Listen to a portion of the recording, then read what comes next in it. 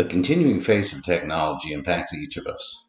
The students of today they're facing a tomorrow that may overwhelm them if they're not prepared, not just for today, but for what the future may hold.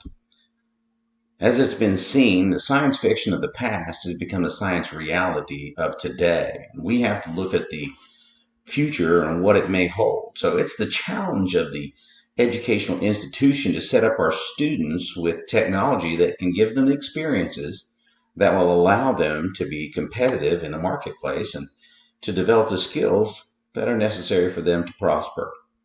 It's the goal of our research prospectus to establish a basis of study that will evaluate the standard classroom versus the virtual and augmented reality classroom. We propose that a 2-week unit on the periodic table and its guidance into the understanding of the atomic structure be performed in 2 simultaneous studies. One setting will be a traditional classroom using teacher-led instruction and handheld manipulatives to develop an understanding of atomic structure and the bonding between atoms to form compounds.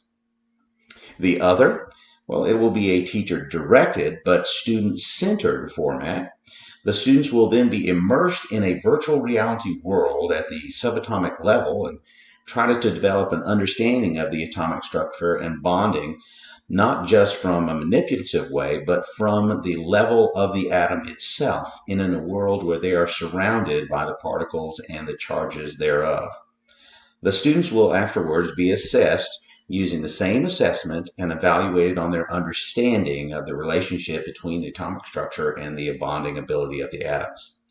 Now, through this, we hope to understand the developing understanding of the students and use that to help us develop a better curriculum and to develop systems that will help and assist our students.